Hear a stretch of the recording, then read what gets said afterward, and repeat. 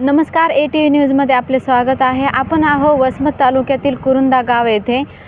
एक वृद्ध व्यक्ती 65 वर्षाची वृद्ध व्यक्ती लहान मुलांच्या बसस्थानकासाठी आमरण उपोषण करत आहे आणि त्या आमरण उपोषणाला अद्याप कुणीही भेट दिलेली नाही। कुठल्याही कर्मचाऱ्यांनी कुणीही याची दखल घेतलेली नाही। आज त्यांचा उपोषणाचा 5वा दिवस आहे।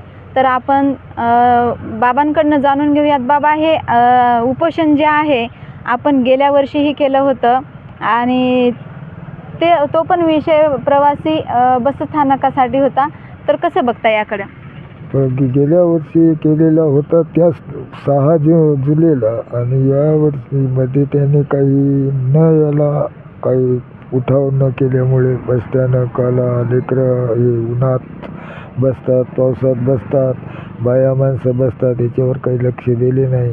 मी याच्यावर पाठला खूप ग्रामपंचायतचा केला, पण ग्रामपंचायतनं लक्ष दिल्यामुळं आता मला या डबल हे 6 जुलै हे वर्षाचा तेच दिवस आहे म्हणून मी रविवारसुद्धा समोर येऊ लागला। तरी पण मी दिवस ते असल्यामुळं उपोषणाचा निर्णय घेतला, कारण या लोकाला काहीही पर्याय केला तरी हे ऐकायला तयार नाही, यायला काही जाणीव नाही।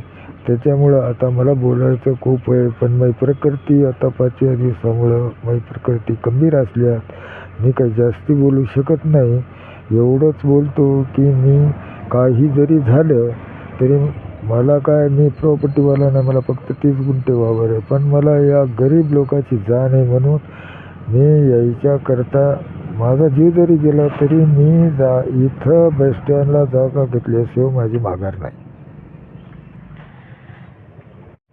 तर आपण बघू शकता की बाबांची तब्येत अत्यंत खालावली गेलेली आहे। त्यांचा उपोषणाचा 5वा दिवस आहे आणि त्यांना बोलताही येत नाही आहे। अशा परिस्थितीमध्ये बाबा उपोषण करतायत।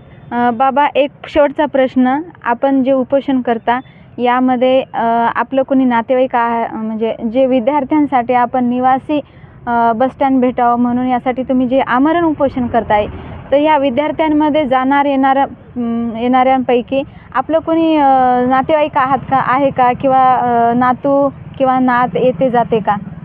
माझे नातू सध्या 5-5, 4-4 वर्षाचे इथं शिकायला आहेत, पण ही जाण देवानं दिलेली, हे आपण माणूस जन्म आपला काय हे पैशामुळं या मोठ्या लोकाला कळत नाही।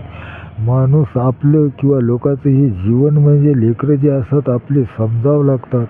एकच जीवन आहे सगळ्याचं आणि हे नातं एकच आहे, पण या गरीब आणि मोठे हे भेदभाव या पैसेवाल्या लोकांकडून लागलेले आहेत। हे समाज आपले लेकरं आपले समजून मी त्याच्या पाठीमागे आहे। कुरुंदा गावामध्ये प्रवासी निवारा बसस्टॉपसाठी एका वृद्ध व्यक्तीने त्यांच्यासाठी आमरण उपोषण केलेलं आहे आणि त्यांच्या आमरण उपोषणाचा आज 5वा दिवस आहे। तरीही प्रशासनाने कुठल्याही प्रकारची दखल घेतलेली नाही। आपण कुरुंदा या गावामध्ये बसस्टॉपला आहोत। आपल्यासोबत काही विद्यार्थी आहेत। आपण थेट विद्यार्थ्यांकडून जाणून घेऊयात की त्यांना नेमकी काय अडचण येते आणि कसं प्रवास करता, कुठं थांबता। आम्हाला पावसाळ्यात बसनं येत्यामुळे तिथं पानपट्टीचा सहारा घेऊन लागते, म्हणून आम्हाला बसस्टॉप पाहिजे। काही विद्यार्थी आपल्यासोबत आहेत जे दररोजच प्रवास करतात आणि बसनं येतात जातात। तर आपण त्यांच्याकडनं काही प्रतिक्रिया जाणून घेऊयात। भैया, तू दररोज येतो जातो, कसा प्रवास करतो, कुठे थांबतो? पानपट्टी खाली थांबावं लागते पावसाळ्यामुळे। या अगोदर उन्हाळा होता, तर उन्हाळ्यामध्ये पण तुम्ही प्रवास करत होते, येत जात होते, तर उन्हाळ्यामध्ये कुठे थांबत होते? उन्हाळ्यात पानपट्ट्या खाली। आज बंदची हाक पुकारलेली आहे आणि त्याला कारणही तसंच आहे।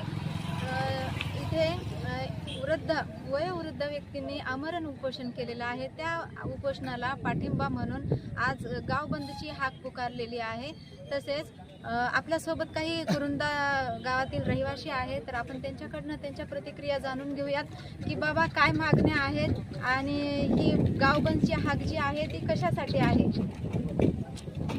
ही मागणी आम्ही 25,000 गावची लोकसंख्या असून इथे बसस्टँडची व्यवस्था नाही, कोणत्याही प्रकारचा निवारा नाही. लेकरं बाळं इथं उघड्यावर बसतात. शाळेची मुलं येतात, त्यांनासुद्धा कोणतीही सुविधा नाही. याकरता आम्ही गाव बंद आणि उपोषणाचा कार्यक्रम ठेवलेला आहे. तरी आम्हाला ताबडतोब आमची मागणी आहे की बसस्टँड व्हावं. याच्याकरता त्यांनी इथं बसस्टँड करून द्यावं अशी सरपंचाला सुद्धा विनंती केली. त्यांनीसुद्धा मागे जागा देतो म्हणून आम्हाला आश्वासन दिलं, मात्र काहीही झालेलं नाही. जर बसस्टँड जर मिळालं नाही, जर निवारा मिळाला नाही, तुमच्या मागण्या जर पूर्ण नाही झाल्या तर पुढचा पवित्रा काय असेल? आता हे पुढचा पवित्र आता जे काय निर्णय घेतील सगळेजण मिळून आम्ही पुन्हा निर्णय घेऊ आणि पुन्हा वरी काहीतरी कारवाई करू. असं आपल्यासोबत अजूनही काही गावातील रहिवासी आहेत, तर आपण त्यांच्याकडनं त्यांच्या प्रतिक्रिया. गावामध्ये बसस्टँडची व्यवस्था नाही, ही शासनाने या गोष्टीची दखल घ्यावं. दखल घेऊन लवकरात लवकर हे प्रश्न मार्गी लागावं. हीच गावकऱ्याची विनंती आहे की बुवा शासनानं लक्ष देऊन हा प्रश्न बसस्टँडचा प्रश्न लवकरात लवकर मार्गी लागावा. ही आहे. गाव मोठं आहे, आजूबाजूचा परिसर आहे, आजूबाजूचे खेडेसुद्धा आहेत. सगळा हे असून याचा कोणी विचारच करत नाही. तर जरूर शासनाने विचार करून हा प्रश्न मार्गी लवकरात लवकर लावा, हीच आमची इच्छा.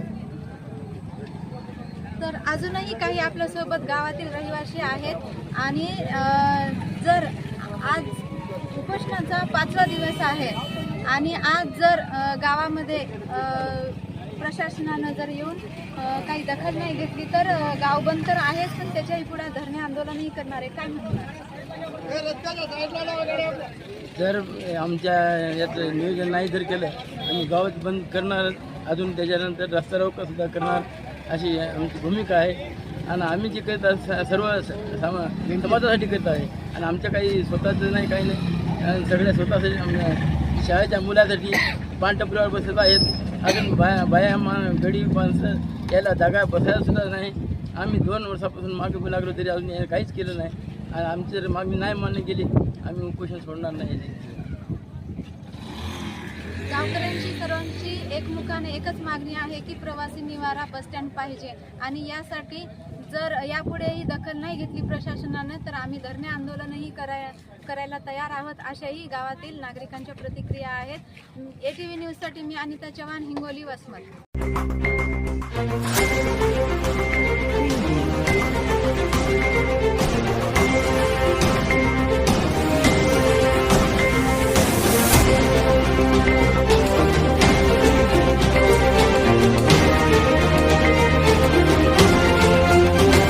ATV न्यूज, बातमी जनकल्याणाची.